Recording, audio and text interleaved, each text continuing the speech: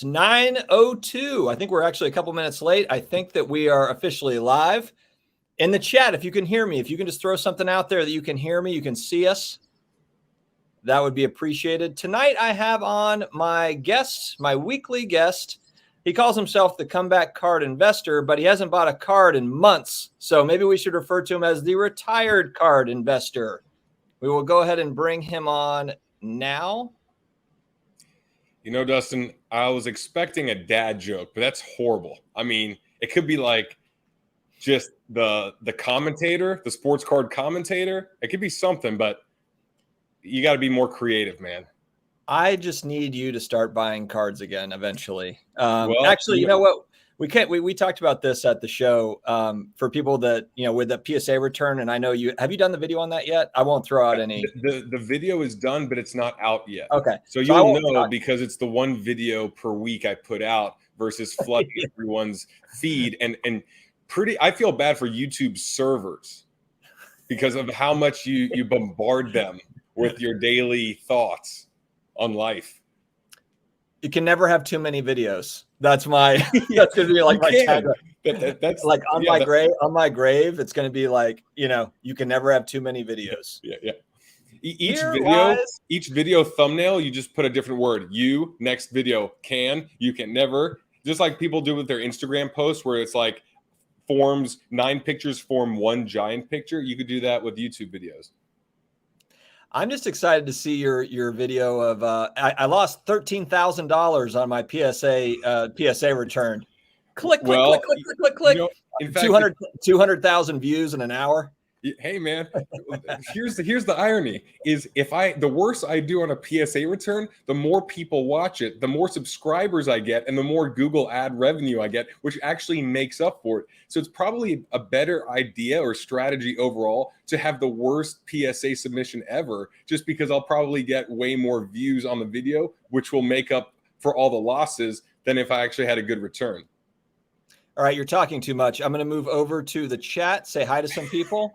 Who's this comeback card investor guy? He left this chat. He left this like 2 days ago. See, now that is an avatar. Wait, is this one of your? Is this one of these like fakes?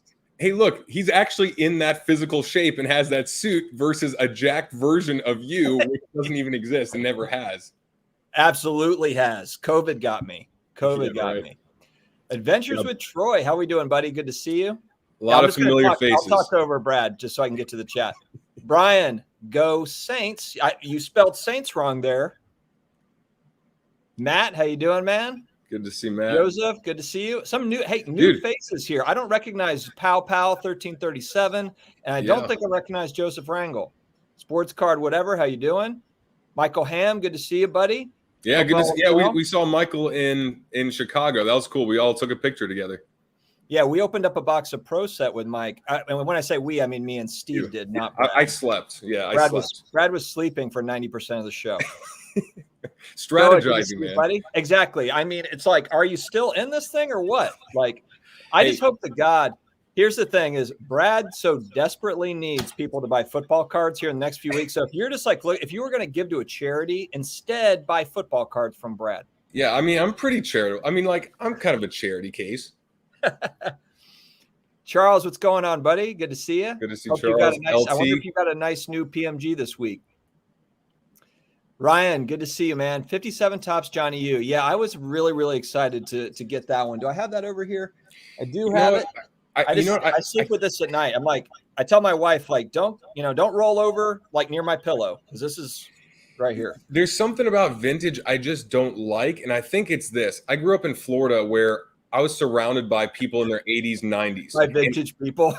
No, well, here's the thing. Like, I don't like anything old. As in, look, all right, you go to a coffee shop, and sometimes coffee shops play this, like, 1940s, 1950s music. Do you know what I'm talking about? Where it's like, I don't know who's singing, but I can't stand it. And I don't know. Yeah, like Sinatra or something? No. Like, I don't even know how to describe it. Like, it's from the 30s or 40s. Oh, okay. Like the Roaring 20s or something? I don't know. To me, it's like that 20s type of music. I can't stand it. But anyway. They start like swing dancing in front of you and you're like, ah!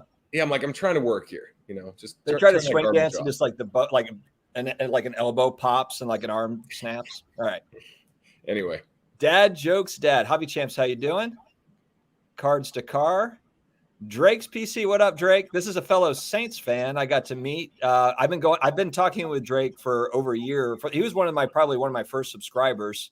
He doesn't like any of your stuff, Brad, at all. That's cool. He just came in to say hi. He's being polite here. Sorry, I missed you, Brad, but he has zero interest. We all know the truth. We all know the truth. And Drake actually has a wicked collection. And he's a Saints fan. So overall, just a good person in general. Bark Charlesley. Yeah. So sadly, I actually, on Brad's Instagram, I wrote deep thoughts by Jack Handy on one of his posts or something. He had no idea what I was even talking about. Isn't that sad? Jack Handy sounds like a porn star name to me. Well, it's old. Well, not even old. It's just like 90s SNL. It's worth a Google. Okay. So I was like 8. Google. Okay. I was 10. Yeah. You were like 25. So, all right. Living with LT. Good to see you, man. Cody. How's it going? Cody, you got like 7 minutes. I hope it's worth stopping by. You got about 7 minutes till you got to go. And all we've talked about is Jack Handy and other comments. You can always come back to it. GD always here with a cow emoji. Appreciate you. Hockey 99. Good to see you, man. Josh Coleman. There's some new faces here. I don't know, Brad, did you invite some new people? I don't know. I'm trying, man. I'm trying, but you're just scaring them away. Did you do something on your end? The NFC South is going to be epic this year with you two on each other's streams. Should we watch Saints Bucks games together? Actually, that might be an idea. And but you know what? That would be must-see TV because, guys, I'm like a psychopath watching Saints games. I'm not fun to be around. Like I get like rowdy. Wait, you're normally fun to be around? No, it's not. Stop. Okay, but like I get like. I don't know. I'm not fun to be around at all. It's gonna be rough. That actually might be good TV though. That might be good YouTube TV. So that might be an idea. Brad will be calm because he doesn't really care. Like Brad's not a real fan. Brad got back into being a Bucks fan like 18 months ago. The second Tom Brady signed on the dotted line, all of a sudden all of Brad's craps came out from the boxes in the basement. This flag is from 1997. I had it. That was the first time my mom actually bought me anything for my room. It was like. It looked like the background you have, where it's just a plain wall and then stick figure drawings from time to time. Guys, actually, I might have something new in the background. This is actually kind of cool. So I didn't add this in my pickups video because I don't have them yet. But and if you were at the National, you might have seen this, but there was like an antique dealer sitting like right in the middle of like the card show, but they were selling. So I actually bought like a 80-year-old like leather football. And I also bought an old leather helmet from like 1940 that's in like amazing shape. So that's going to be, I think I might put that back here. I'm not really sure how we're going to do that. But anyway, just sidebar. I think you should wear the helmet in your videos from now on. It's incredible. I don't want to mess it up. It is incredible. And actually it wouldn't fit on my head. I've got kind of a giant noggin, so it probably wouldn't work. But good idea, Brad. Good to see you, Talladega. Thank you. Talladega. Talladega. I thought it was almost like Talladega Nights. Like Talladega Nights. Thank you for joining. Vegas, baby. Flippin' Steve. Actually, and we need to talk about that card show coming up in Vegas. Brad and I will touch on that in a few minutes. And then I think I've gotten down. Oh, Merle's here. Merle World Cards. Yeah, and this is Merle's shirt that he gave us. Really cool guy. He's actually an LA local as well. So check out his station and his Instagram. But very cool dude. Great shirt. Fits great. Feels nice. I'm just nervous that I'm going to drop my green smoothie all over it. So that's why I don't buy white stuff, but I'll take it for free. Okay. All right. So I get paranoid wearing white, man. Like white anything, I can't even enjoy it because there's always dirt or marinara sauce or some sort of drink or something that I'm always afraid I'm going to spill on it. Yeah, Brad always has, if you look closely, there's always like asparagus in his beard or like on his top lip just kind of sitting there. Which video are you talking about, new collector? And actually the reason I'm asking is there's so much national content. I was watching, like I caught people in it. Like I saw Neo, Northeast Ohio Sports Cards. He was in a random video. Did you see me in somebody else's video? Cause I'm not sure what you mean by that one, or was it one of ours? I'm not really sure. Joey, I'm with you, man. I am totally with you. I don't know about that. When the Suns went up 2-0, there was all these memes about who's one of them's dating a Kardashian or two of, I don't know. like dating a couple of Kardashians, and then the Suns, of course, fell. All right. Okay. Oh, center fielder 7. Good to see you, man. Okay. Preseason football has started tonight. Football season is upon us. I am so damn happy about it. Don't remind them. They're gonna like leave now and go watch the game. But I am excited. I just only, and we got what, 3 preseason games instead of 4, correct? Yes. And an extra regular season week. Yep. 17 games. Thank God. That is a good balance right there. Maybe not for the players, but for fans, that's phenomenal. Like, because players are like, ugh. Preseason is like, it's like the bread and butter that comes before the meal. And so it's something. So you're like excited because it's something, but then it's like they keep bringing bread out and you're like, where's the meal for a month straight? So 3 weeks is more than enough, at least as a fan. The best clip of the week I saw, and I literally had 9 different people send me the clip of Jameis Winston running through running through a drill where he gets like knocked down by the dummies or whatever, kind of running through it. And everybody was like, oh, Jameis Winston, looking sharp in training camp type thing. And I'm like, they did not have Drew Brees run through that thing. I'm sorry, but if Jameis got knocked down, Drew Brees would have gotten like thrown across the field. And look, nobody loves Drew more than me. I'm a massive, massive Brees fan. But there's no way they're putting Tom Brady, Drew Brees, any of these old timers through that thing. It was like literally like a volcano, like an earthquake going off in training camp. I'll say this too, with Jameis Winston, he's like the goofiest runner ever because he's not slow, but he doesn't look natural. He runs petrified. That makes him hard to tackle. He doesn't look like he's not a confident runner. He's just kind of like a clown running around, like getting chased by a bull, like one of those rodeo clowns. Like Jameis looks like that running. He's not bad at running. It's just, something crazy is going to happen because he never has a conventional run. It's always like run around, dodge a tackle, throw the ball up, and then Mike Evans, or in your case, maybe Michael Thomas would come down with the catch, whenever Michael Thomas comes back. But it's like you cross your fingers because it's the way he runs and knowing that there's a 50-50 shot that he throws a deep ball for a touchdown or an interception. But those are the only 2 scenarios. Yeah, the Saints are a extremely interesting team this year. It's like we don't know what we're going to get as Saints fans. You just don't know. But I think we have enough pieces to be. Actually, I was texting with my buddy. I said I think we're going to be 8-8. Then I forgot that we've got that extra game. So 9-8. I'm predicting 9-8. I'm going to go into the season with some like kind of underwhelming predictions, and then when they're 17-0 and making their way to the Super Bowl, I can just be like, oh wow, here we go.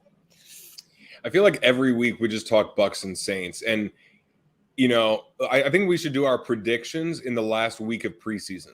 That'd be good. Okay. Well, I guess you just take over the whole show then, Brad. We'll just do whatever you want to do. You need leadership. I think I'm doing just fine. I'm worried about, look, hold on. Toa, we're going to come back to that. But guys, I'm listening to Brad talk. He goes down to Mexico on some sort of a guy's meditation trip. He ate like an orange gummy bear and then I guess was like passed out for 2 days.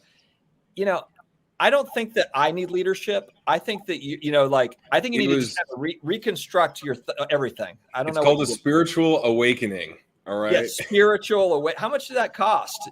The trip was really expensive. No, I mean like the whole trip, not like a mushroom trip. Hey guys, I didn't do that. We're going off PFD spiritual trips. We're going to start booking those. For the low price of $12,000, you can come out here to North Carolina. We're going to have spiritual week. All right, here we go. Toa, have you guys been picking up cards based on the basketball free agency? I've been all over ComC and Star Stock.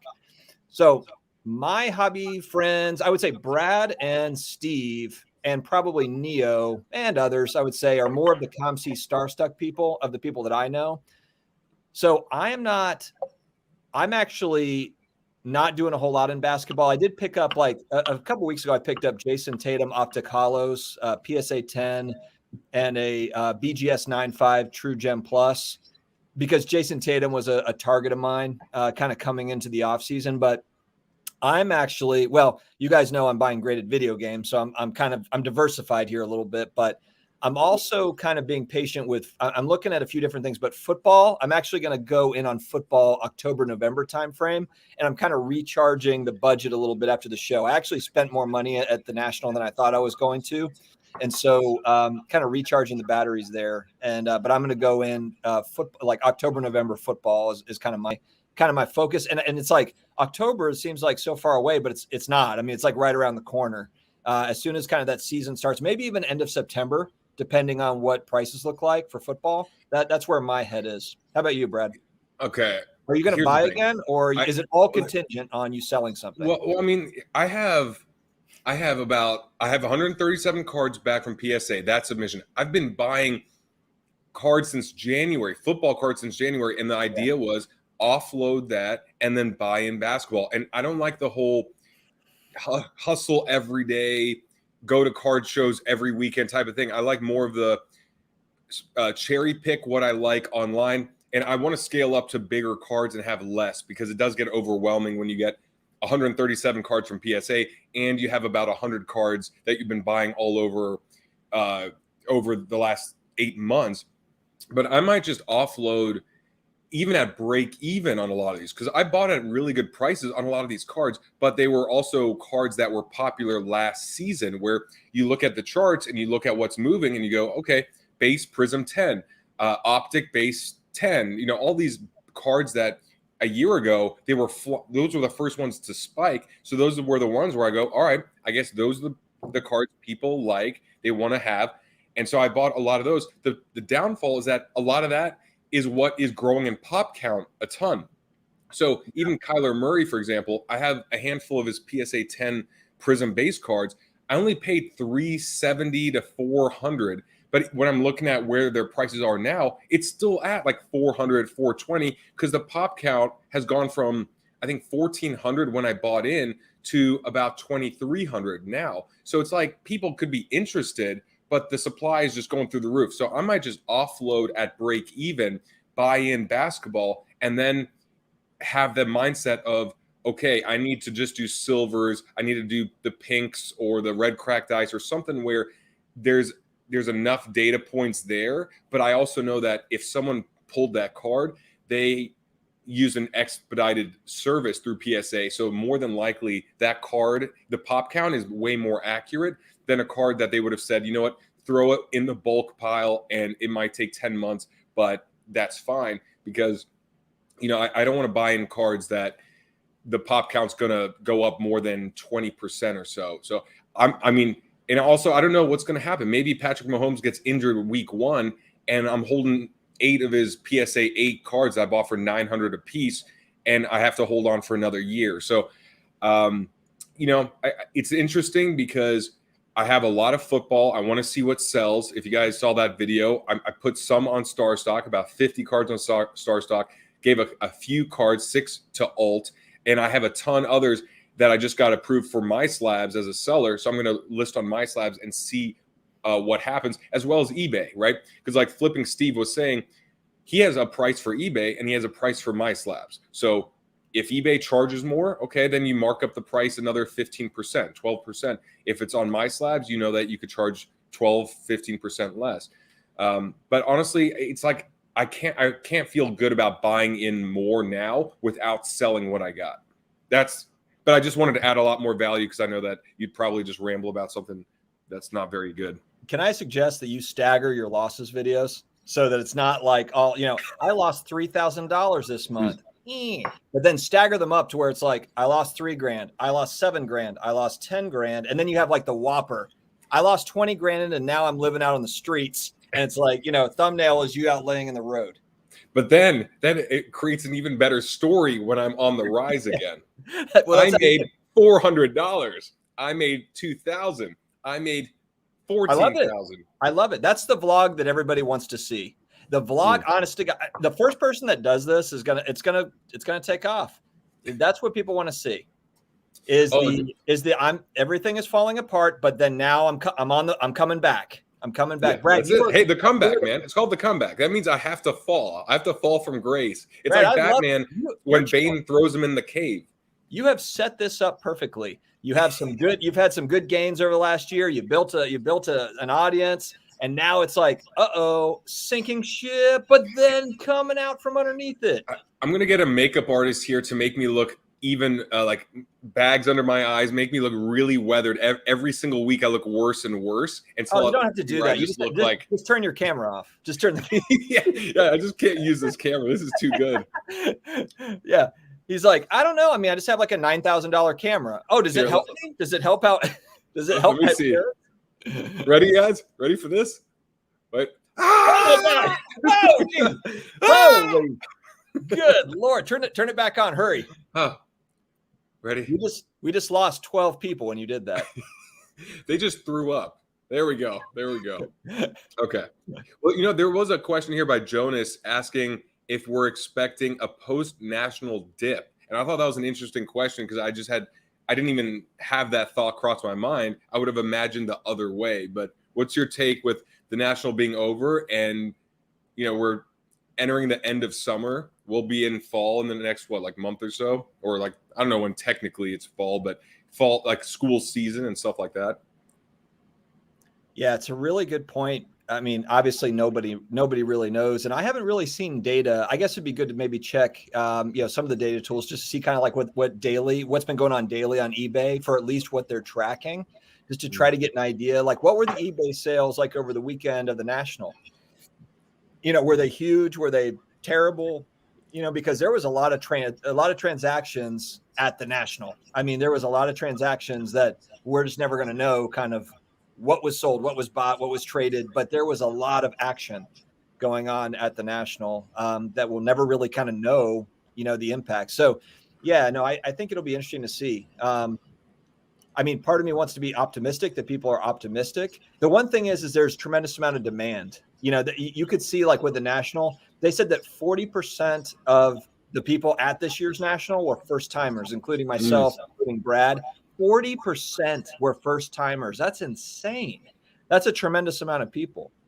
Yeah. And in terms of dip, I would say that would make sense if the market was hot over the last couple months. If that was the peak, I would imagine wow, that's things are going crazy, but prices have not been high. So I would imagine that would be more of the ignition or like the spark, that'd be the spark to fuel prices going up along with summer ending, because I mean, it just makes sense to me. People want experiences more than ever, which makes sense why the card show was great, because it was a great experience, whether you bought a lot of stuff or not. It was an experience, but also you got warm weather, you got people being able to go out, visit family members, you have all these things, and that's going to end in a couple of weeks when parents have got to take care of their kids regarding school, whether it's in person or if it's remote. They got to at least concern themselves with that. So I would imagine it wouldn't be much of a dip. It would just be going up, with the exception of cards that are growing in pop count. Because the ones that are growing in pop count, there might be $300,000 or I don't know, $1 million in a certain card that it keeps growing overall in the dollar amounts, but it's getting split by more and more cards because they're just coming back from the grading companies. So here's my hot take. Take it for whatever it's worth. Probably nothing. But my hot take on it is at that show at the National, they opened up. PSA was grading. They had that open, and then it was suspended because they got a zillion people trying to run in there and get their cards graded. I mean, that should tell you right there. Honestly, and just seeing kind of like the CSG booth and seeing all the Beckett Media booth and kind of the people that are looking at BGS and all that. I think that the big part of kind of just cards and the slowdown is grading companies not being able to keep up with demand. I really think that is the majority of it. Just seeing kind of and I think what we talk about with Pop Control, and there's going to be 1 million, 2 million cards coming back, 5 million cards or whatever it is. That is going to mean that pricing on specific cards will go down because the supply will be there. But there's still a million different numbered cards for various things across all these sports that people are going to want. And there's still going to be parallels, all the different parallels. There's just such crazy demand that is not being, there's all this demand that's not getting done. They're not able to produce. And I think that to me, that is the biggest part of kind of like the sports card slowdown is the PSA shutdown. and BGS just kind of being like, we're on back order, like with everything. Nobody's up to speed except for SGC, and SGC is kind of like the one that's moved to the front of the line as far as people talking about them and using them and everything else. So SGC is more popular than ever now because of this stuff. I don't know. I just think that when grading companies can meet that demand, yes, you will have more supply. But we have so many people that are just sitting, that are on the sidelines because they want to be in that end of it. They want to grade cards. That's, that's a big part of the hobby. I don't know. It's a fun part of the hobby. And when the price points are only, what, 150 on up or something like that, that the vast majority of cards are not worth it. I mean, it could be a $30 card that is worth getting graded, but not at that price, especially when you see that 10s are as hard as they are. So if a 10 was easy and you knew for sure it's going to grade a 10, then maybe you think about it, thinking like, all right, well, I think I could get my money back if it's a $50 card or $80 card graded a 10. But even that is like, it's way too high risk. I mean, it's probably have to be $100 or $200 card for that to make sense. But I think prices like going down when grading opens. Thank you, Brad. We got it. Thank you. But your channel talking about the pop reports, my channel talking about the pop reports, and all the other channels talking about supply demand. I think that the average person coming in is getting smarter on that front, to where it's like a year and a half ago, everybody was just kind of buying, like throwing money at everything. It's what we see in NFTs right now too. And NFTs, it's like everybody's just throwing money at whatever project, not really knowing what's going to be out there, a year down the road, 5-10 years down the road. And that's exactly kind of what happened with sports cards. Everybody like, oh, it's $10. I mean, you sent, when you got your cards graded, what was it? $10, $15 a card? Less. I think I did the math. It was $1,500 for 137. And I want to say it was $12 and change. So you're thinking even if you know nothing of what you're doing, you're like, well, it's $12 a card. Yeah. So hell, I'll just throw this in there. Well, that was the whole point, is that I ran the math the first submission, and I thought I paid $5,000 to get the cards graded, and it turned out to be what, $20 a card or something like that. And I was like, holy crap, I am screwed. This is because these were PSA 9s of a random Kobe card. And of course, the market went up at the right time. I sold them all. That was great. This submission and the other ones that I've done, they're all, I think, $12 a piece, where I pretty much go, what is the downside? I'm throwing in cards that are, especially at the time, you're like, whatever, I'm $18 all in, $19 all in. Is there a chance that I can't sell this card for $18? Because whatever the grade is, it'll probably still look good in a slab and sell for $18. Now, that's the thought process. Obviously, there are cards that I probably won't be able to move and will have to take a loss on, but just the occasional 10 can wipe out a couple 8s, especially when you're only in $18 or $20 a card. Well, if you lose $5 per card, but one of those PSA 10s nets you $200 profit, then it's a pretty good deal. Yeah, Ryan, I do agree with this. 1950s cards aren't rare. They did print a lot of them, but of course, like the supply demand element of that comes into, that's where the grading part is important, as far as like, is it authentic? Has it been trimmed or whatever? Granted, I know that there are trimmed cards that have made it into slabs. We know that, but I think that's where you have the extra demand for those types of cards. And it's all about the quality of that 1950s card. If which one survived in good shape, and that's kind of what. And this, but I also know Ryan buys a lot of raw cards because he's just knows what they look like, knows what to look for, has all the tools to be able to see it. But for the average person like myself, I wouldn't feel comfortable buying, the Johnny Unitas raw. I would never buy it ever, even if this was $5. Maybe for $5 I would, but if it was $100. I wouldn't buy it because I'm just not sure. I just have no idea if it's authentic or whatever. So that's why. All right. I did see. Oh yeah. I mean, that's the thing. I didn't want to do the work this time. I wanted to see how many other people would do it, but I don't know if you swatted them off your back or what. I've never seen a lazier person at a card show than Brad. I was ambitious in other things. And there was one comment about Bumble dates. I'm talking to 3 girls now. We'll see how the dates go, but just initial conversation. So I forgot who you were, but wanted to throw that in there. So it's been a good week of at least the conversation side. But anyway, there's comment by Troy. He's trying to pick up girls at the National. Dude, that's like a needle. That is a needle in a haystack. That is a needle in a haystack. I don't even know if the needle's there. Yeah, it is true. When you were at the National, all the vintage there, it didn't feel like any of it was rare. And it's not necessarily that a 52 mantle is super rare. It's just obviously in high grade, it's rare, I suppose, is the deal. But the price points on those suckers, man, no joke, no joke. And they're the dating comments coming. There was a comment by Troy at 6:28 or 9:28 your time. Not everyone is into pop reports. Some people like myself are true collectors, and pop counts don't matter.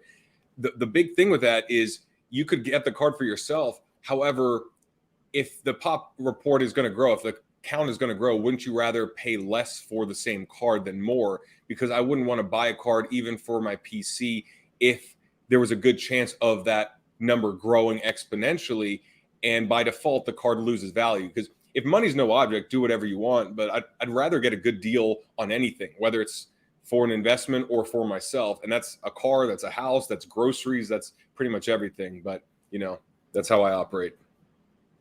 This is no different with antiques too. For antique collectors that are antique, they're collecting antiques. Now Brad's Brad's not into anything old, as he said, except for himself when he you're as old as I can go, man. You're stretching it. Because I'm 40. Actually look younger than you, and I'm like 6 years older than you. So I have a good rugged look right here. This is rugged. That's weather. All right. Sean, I don't know if here's the thing is companies are in business to make money. My only thing to say to this is there's also been a lot of lean years for these companies. Let's also keep that in mind too. It's not as if Panini has just been rocking it, every single year for decades. They've had a lot of really lean years. So I understand, people can be upset about overprinting and being upset about different aspects. But in general, I just think that you have to kind of look at it. If you were running Panini for a 50-year time period, you might have only had these few years of hot, think about like this. It's been hot for 2.5, 3 years. You might not have ever had another stretch that's been this hot. So are you going to try to make your money now? Probably. I mean, if you're running it, I don't know. That's a good point. When you think of being in business for 10 years, 20 years or whatever, Panini took over at 2010 or 2011 for the NBA. And I think it was 2012. 2012 was the big year, but was it 2011 that they officially bought or got the rights? Either way, about 10 years. What if they were breaking even or just had minimal profits, and then all of a sudden they know that this won't last forever, and then all of a sudden, you get greedy by nature, just thinking, well, what if this is the 2-year span, and then we go to another 10 years of just getting by? Panini was doing soccer stickers in the 70s, 80s. Like, I don't know. I mean, like Sean says, they never lost money. I don't really know going back. I mean, are you sure about that? Because I don't have their financial documents. There might have been plenty of years where they lost money. I guess, and that's where I see a lot of this type of talk. And it's like, I get it. It's a hot time in the hobby, and company, PSA is making money, and Panini's making money, and Topps is making money. But they haven't had, it's not as if it's been like this for forever. It just hasn't been. And we don't know what their, what their expenses are, or how much of the license, how much is licensing cost, how much is going to the NBA, how much is going to the MLB. And that's going to get higher and higher. The licensing cost, because I heard that expires in a couple years. I don't know if it's 2 years or whatnot, but looking at the numbers, Topps will make a higher bid. I don't know if Upper Deck or Fleer. In fact, Fleer and Upper Deck are separate, right? You have Topps, Fleer, Upper Deck. Okay, just making sure there's not a parent company there. I don't know what their bids could be, but obviously the NBA and the NFL and hockey and everyone else is going to raise their prices, knowing how much they're going to make by being the sole licensee, or if they just open it up to everyone and then just try and make the most amount of money. There was a comment by Ernie at 9:33 that I really wanted to bring up, mostly because he called you Justin. All right. Before we get to that, though, I also want to talk about DirecTV has kind of that exclusive agreement with NFL Sunday Ticket. And I remember people would say like, oh, man, they're making a killing. They have the exclusive rights to the NFL Sunday Ticket. But in reality, DirecTV was actually losing money on that deal to the NFL so that they could pick up subscribers for their regular subscription base. They were losing money. It's a lost leader, right? So like at a grocery store, there's a reason why the rotisserie chicken is $5, because it doesn't cost $5 for a chicken to be raised and killed and then cooked in that giant oven and all that. They lose money so they can make a killing on the paper plates and the ketchup and the pickles. So I mean that's the cupcakes that Brad is buying. That's the most insightful thing. I'm glad that was mentioned, because I'm like, I know this is a fact. I'm gonna put that out there. All right, Brad and Justin. Okay. I have a question about old wax cards. Are they worth keeping for my private collection, like old football and baseball and basketball? Please answer me. What do you think, Brad? Do you want to tackle that? Well, Justin, for Brad Ernie, I think that Brad doesn't touch anything old, so good luck. Well, I mean, why not? As in, is it worth keeping? It's pretty much, if it's for your PC, it means you enjoy it. So to me, anything you want to keep for yourself, you keep. The only thing I think about is if I can sell and make a profit and buy back at a later date, right? As in, if I could sell something that I really like now, but I really believe that the price will go down at some point and I don't mind risking it and buying in again, then I do it. But if it's for your PC, it should be a much easier answer, just because it's more of an emotional decision. Good stuff. All right. Thank you, Brad. You're welcome, Justin. Upper Deck owns Fleer. Okay, yeah. Cool. Cards and Comics. Upper Deck owns Fleer. Good. I didn't know that. Okay, so that's good. Okay, those are. All right, I'm just going through there was a good chat comment and I missed it. Yeah, that's right. Yeah, retail's tough, grading's tough. But why is it tough? Because of the demand. The demand makes it tough, you know? Right. All right. Matt says he thinks Revolution basketball will get hot soon. And I would say Revolution, I had a Luka Doncic Revolution rookie card as one of my picks of cards that I actually like, because the pop was low, but I just thought it was a good looking card too. The one issue I have with the Revolution is that when I bought a few of those cards from, I want to say their first year, 2015, I want to say that's it. It was such a thin card. It was so thin, but when it's slabbed, you have no idea that it's a thin card. But in person, when I was holding it, I was like, man, this is so thin. It just feels cheap, but the look is nice. And when it's slabbed, it shouldn't matter. And in a look, the edges got damaged so easily that's probably why the pop report is so low on the 10s. Anyway, I got to use the restroom. All right, I'll do it. Yeah, you're not really adding much anyway, Brad, so go ahead. I think Panini is trying to corner the market. Well, I mean, they have a lot of the really good licenses. So that's the thing. I think the Collectors Universe is trying to corner the market. When Collectors Universe buys Panini, then we have to worry. Then they really have everything, or they've got big pieces there. When you get a manufacturer on board, then it gets interesting. It gets really interesting. Missed the Fleer. I missed the Fleer Skybox MJ Kobe era product. Need to bring that actually exclusive and inserts era back. A lot of people love the 90s, the inserts and just kind of 90s basketball cards in general. I think that's just kind of a nostalgia thing. I respect it because I was a kid. I was born in 81. So I was a kid in the 80s and the 90s, and I get it. I was actually a little bit too old to collect those mid 90s, late 90s insert cards, but I understand the appeal. They're definitely really, really cool cards. So I get it. Yeah. Brad has the bladder of a 4-year-old. Agreed. It's really I'm worried about him medically, really. I hope that I hope that he is okay. Any players or specific cards you saw the most at the National? Well, going back to the 50s baseball cards, Ryan, there was just a lot of 50s and across the board, whether it be Mantle or Willie Mays, Hank Aaron type stuff. I was just shocked at the amount of vintage in general that was there, but then also pretty big cards, there was just a lot of that stuff. And people were telling me that there's some dealers that only go to that show, that only go to that, maybe some of their regional stuff, but they bring out kind of the big guns, the big vintage cards for that. I mean, there was literally there was a Mantle PSA 7 for $300,000 in a regular case. You walk by, it wasn't like at a big dealer, that you might think of. It was at just a regular dealer, $300,000 Mantle, and $175,000 Babe Ruth, 33 Gaudy. It was wild. I mean, you're just like, whew. It was pretty cool.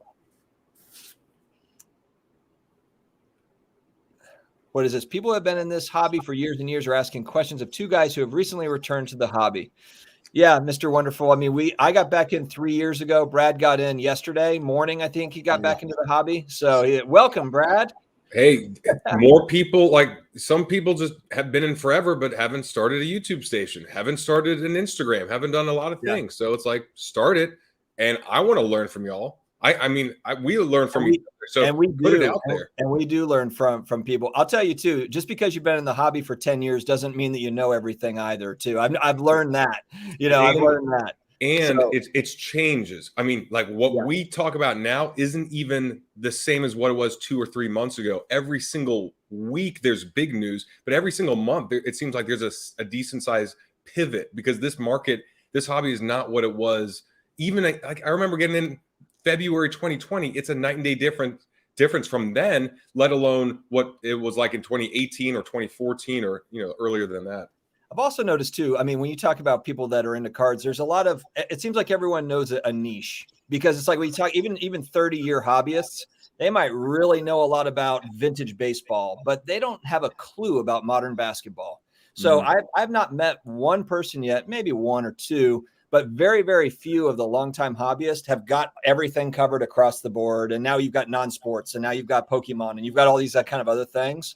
So that's why I like watching a lot of different YouTube content, because I'm able to get, I can gather, I know like who my people are, like, okay, that these are my vintage baseball people. These are my modern basketball people.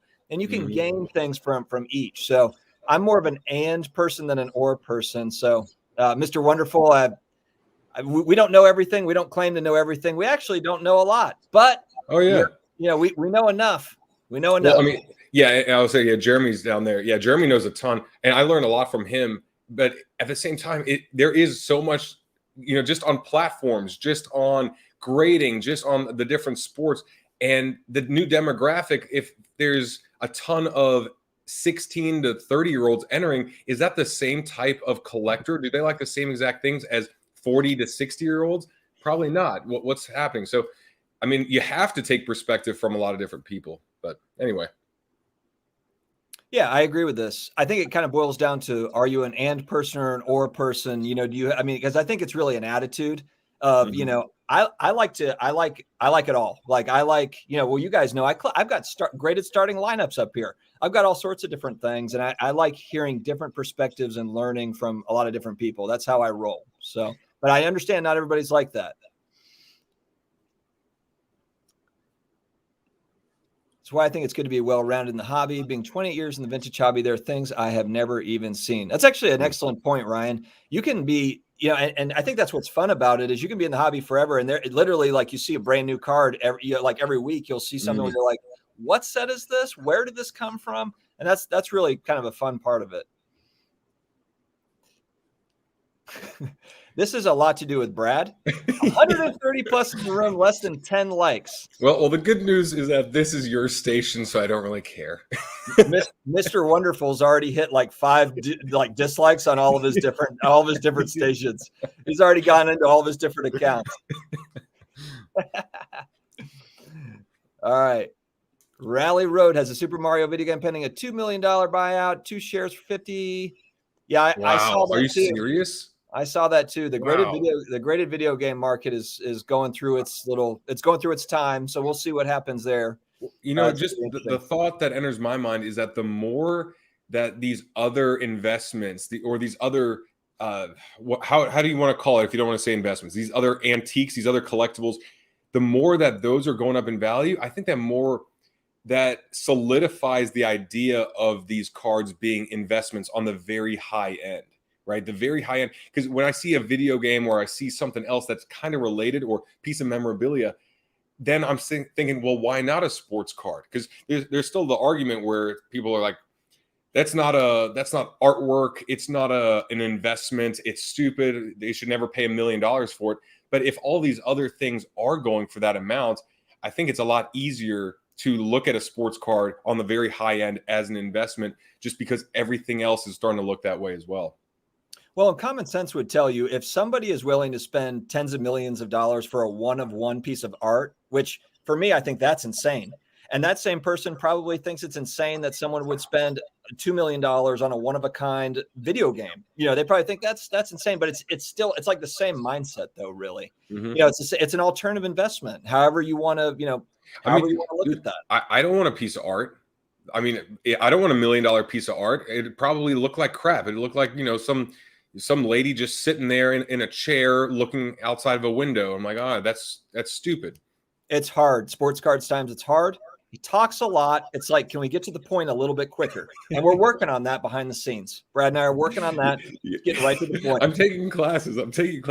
What's funny is that when I put out one of these videos that's 8 minutes long or 12 minutes long, you guys don't see that it's a 60-minute video that I have to like dwindle down to just 8 or 10 minutes because I'll take multiple takes and ramble.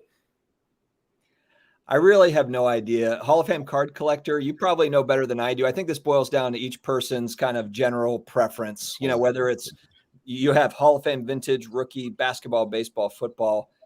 Nobody can see the future. So I don't ever get into and it's too bad because I'll have people ask me these sorts of things and it's like, I don't know, I don't really have an answer. I mean, for me, it's just like what's a player that comes to mind? Will Chamberlain or something like that? Yeah. It should be way safer and stable, but it doesn't mean you're going to pay the best price now. Maybe you overpay now, but you're good long term, but you don't know what long term is. It's not the same as getting in on someone that is up and coming, that their prices may soar, but then they tear their ACL and then it drops down to zero. I just feel like it's safer.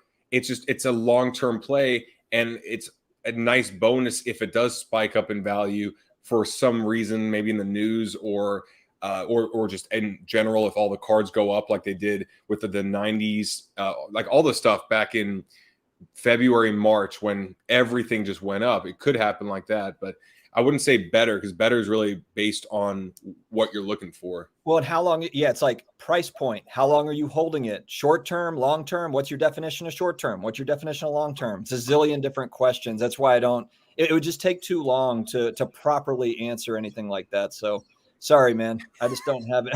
I know that's probably not going to be helpful, but I just don't have much. Just as usual. Not helpful as usual. Well, I'm sure Brad will have to hit the restroom here in another 30 seconds. So I still got a bit left. I got this right here. It's a 60-ounce smoothie. Come on. Hot Wheels dropping serial number sets like crazy. Yeah. I think it's kind of like, I like looking at all the vintage stuff, like the vintage Hot Wheels, or like, if they're still I don't know anything about that market at all. I don't know if that's a thing, but I think it's really interesting. Guys, I literally, so today on this note, while we're looking at these types of things, I bought sealed CDs today. I bought sealed in honor of Flipping Steve, if he's watching. I got the Vitalogy album Pearl Jam from like 1994, 95. Wow. Sealed. And I got like a 3 or 4 pack or something like that of these like different 90s. It was like grunge rock type, like Nirvana. Sealed. How much were they? $30. For one or for 3? For all of them. So about $10 each. But I was only looking for sealed stuff because that's right. Like the video games that are very expensive, they're sealed. Do they grade CDs? Would they grade? So that's what I'm kind of, I guess that would be the play for that, is if that becomes a thing. Like if they start grading CDs or whatever. Yes, there he is. Dude, I got the sealed Vitalogy Pearl Jam today. Honestly, as an investment, or not an investment, but that is cool. And the reason it's specking, it's speculation. It'd be a good one is Nirvana's CD. What's the name of it? The baby swimming underwater. Yeah, like Smells Like Teen Spirit album. Yeah. I mean, you get something as iconic as that album sealed. And here's the thing: if you can get it for a good price, like $10, $20, it's just a really cool piece to display. Because I look at that like a card, but a bigger card where everyone knows that album cover. Yeah, you get it, man. I mean, like if it's sealed and it's something from the 80s or 90s, it's got a shot. It's got a shot. Now the stuff that's opened, that's like a dime a dozen. You can find that anywhere, or whatever. But the stuff that is sealed is interesting. And it's nostalgic too. I mean, just like sports cards are nostalgic. I remember TLC Waterfall. That Yeah, I mean, I was a kid, so I was literally, I think, 9 years old, 8 or 9 years old. But TLC Waterfalls, that was a good, and that was a cassette tape. I didn't even have the CD. I had a cassette. This is a good segue. Lucas Factor asking about a San Diego show September 12th. So Brad and I think Brad is definitely going, and I'm maybe going to a Las Vegas show. Brad, you want to talk about that? Yeah, it's called the Industry Summit, and it is. I'm looking up the dates right now because I know it's somewhere around September. Do you remember the dates? I think it's 13th through the 15th. Okay. It's like Sunday through Wednesday. It's kind of a weird date setup there. Yeah, I would have to check. Honestly, yeah, actually, that's the 12th through 15th. Yeah, if you go to the industrysummit.com, and this is a lot of B2B. So it's definitely something that I want to be around because it's a lot of perhaps corporate sponsors and just different people on the back end. But they're also having a card show there. So let me see who says that. Lucas, I don't know if you want to keep it on the 12th or if you can move it. And the reason why is because I don't know how many people are going to be from LA or even San Diego going over to the Vegas show, depending on how big it is. But if you guys check it out, theindustrysummit.com. And I think originally it was just the business to business side of it. And then they added the card show. And I want to say I saw 200 tables or something like that. But don't quote me on it because it could be completely wrong. Don't quote me on anything. Interesting. Yeah, no, but I might go to that too. Are you definitely? Do you say you're definitely going to that? Ooh, no? Tao. I see. Original Guns N' Roses. I am definitely going to it. Yeah, I'm definitely going to it for sure. Okay. All right. Original Guns N' Roses. Yeah. Yeah. And that's the thing is like eventually CDs, I could see that. I mean, if vinyl is something that people collect, then why wouldn't it be CDs down the road? Because that's our vinyl. My kids are going to look at that and be like, oh my gosh, CDs, like who actually that'll be a thing, that's our vinyl. Right. I mean, that I never used vinyl. I never got into that. Cassettes was the earliest for me, but CDs was the thing. CDs were the way to listen. There was a comment by the Reg. Top Shot's starting to pump again. A lot of NFTs have been pumped recently. The one thing that reminded me of is the fact that remember NFL was talking about doing a Top Shot version as well. And I don't know what the latest is on that.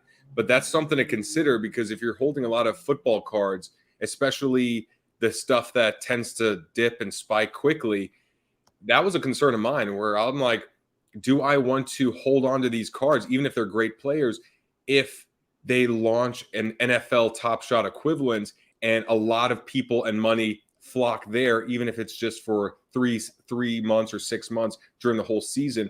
Because I feel like we saw the same thing with basketball where we had everyone flooding in knowing that if you're first and you can get some of this, you could sell to the next wave and the next wave before it fizzles out. And if that happens with NFL, then watch out for the card prices, the football card prices, because I don't think NFL is getting any of that money, but they'd be getting a lot of the money from their own Top Shot equivalent. Yeah, NFT people have been spending money on NFTs. Like in general, NFTs on I think OpenSea is the name of the selling platform. All sorts of random things, apes, and all sorts of stuff that I don't have the what is it, the wallet, the independent wallet yet. What is it, a MetaMask or whatever it is? But there's all sorts of projects popping up all over the place, and people are buying into all sorts of different things. So yeah, I mean, it'll be interesting to see kind of what survives out of that, and how that looks kind of down the road. Sega games. I have not bought any Sega games yet, but in part, not that I'm against it, but in part just because I've been really focused on original NES stuff, like black box NES games. And the black box ones are the first 30 games. You have tennis, volleyball, the original Mario Brothers, but the box art is really cool on that. It's just like the 8-bit, very basic, but it's pretty cool and only graded stuff so far. You know what's interesting about when I was a kid is I was a Sega guy, and I feel like everyone else was Nintendo and Super Nintendo. And for some reason, I just liked Sega and Sonic the Hedgehog and Street Fighter. And I think Street Fighter was on both, but it was just one of those things where I even had this platform this gaming platform called Sega CD. So you have to look it up. It was dreadful. It was bad. But I don't know why I got it, but I had it. Yeah, N64. Well, and that was the big sale that just happened. Mario, was it Mario World, the name of the game? The N64 in a 9.8 sold for 1.5 million. And that raised eyebrows because the N64, that's a newer system. Not brand new, but I mean it's definitely newer than the original NES and Super Nintendo. So that was interesting. But yeah, Sega. Exactly. Yeah, it's got a ring to it. I would think it would be really cool to have an original Sonic the Hedgehog, and those are really expensive, which is funny because it was such a common game. But like the original in the box sealed ones of those are wildly expensive. Thank you, Mr. Wonderful. I appreciate that, man. I thought that we were kind of going off the rails a little bit, and now you're coming back to me. Appreciate that. Oh, man. No, it's off the rails. Oh, is it back off the rails? Yeah. Oh, shoot. Oh, well, if you're ripping on Brad, that's perfectly fine. Yeah, it's all good. Yeah. Well, yeah, it's like I deserve most of it. I just don't really care. Double Dragon, absolutely, 100%. Sega. Oh, Gamecast. Yeah, I had Gamecast too. I think there was a game called Power Stone that may have come with the gaming console. So go on, sorry. No, you're good. You're good. All right, guys, we're coming up to an hour. Throw any questions, comments, anything you want to throw in there. I'll tell you what. Brad, I could do this though. Brad, do something. Well, I do have a few cards that came back from my PSA submission that I could show before the video comes out. So I'll start with the worst one, and it's not the worst card. It's not the worst grade. These are all PSA 10s, but this is the worst. Actually, they're not all PSA 10s. This is probably the worst card just because it's a base card, and that is a second-year Bowman Mike Trout PSA 10. But I got a ton of these. So these were cards that I probably paid $5 for. And then, I do the math on the grading, and then a couple 10s hopefully will get me, $60. I don't know what a PSA 10 second year Bowman Trout is worth. Maybe it's just a long-term hold. This one right here, this one's cool though. This is A-Rod on one side, Ken Griffey on the other, and it's a refractor. And it's a PSA 10. And the one thing I will say is, I don't know if it's HGA or if it's another company, but they came out with horizontal slabs. Did you see that? I saw it on Instagram. Yeah, so if the card is like this, it's horizontal, the slab, it'll still be on the side like this, but the writing will actually be horizontal. So you don't have to choose, do I read it like this or do I look at the card? So I thought that was very creative because that's something I don't like. I don't like either having one side up and one of them sideways. All right, next one. A lot of these Kevin Durant's, a lot of first-year select. This is a 9, but I did get a couple 10s. I like the look, obviously, of first-year select, but what I like about this Kevin Durant specifically is just his jersey. The fact that it's a rarer jersey. It's a Thunder jersey, but I never see him in any other cards wearing that. So definitely like that. This one, this is cool. This is Braden Point. My best hockey investment. If anybody wants to make offers, we can almost treat this as like a live auction because Brad needs to. You're not getting a cut. No, I'll put this up on my slabs. I'll let y'all know if if I'm selling it. This one's great though. This is Braden Point, probably my best investment besides that Kobe Crusade card because I think I paid $15. Brad needs a cash badly. Thank you. Let's see. Oh, and this one's cool. I think y'all would like this. I've shown this in one of the Comp C videos or something like that. I'm surprised that it came back at 10 because I just thought this card would get beat up too much. But it's actually pretty cool. Yeah, Mike Tyson you got a 10? Holding a pigeon. That's cool, right? What are you selling that for? I don't have a price yet. That's the thing. I got to figure it out because this one I actually like a lot, and I have 3 of them. I'll give you 80. No, I'm good. All right, so that was my 5 cards that I'll reveal now before the gigantic PSA reveal video comes out next week. I just can't wait to see how Brad's going to present the first modern card to ever get a PSA 1. I did get a 2.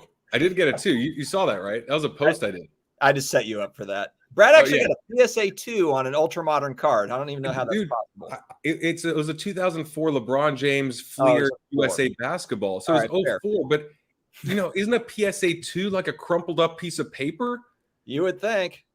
The evicted card collector.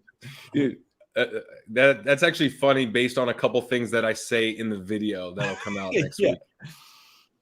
I just want, is your landlord yelling at you in the video? Because I'll be watching if that's the case. No, not right now. No honking. It's pretty quiet in the neighborhood tonight. Do your hinge dates know that you got a PSA 2, and how do they feel about it?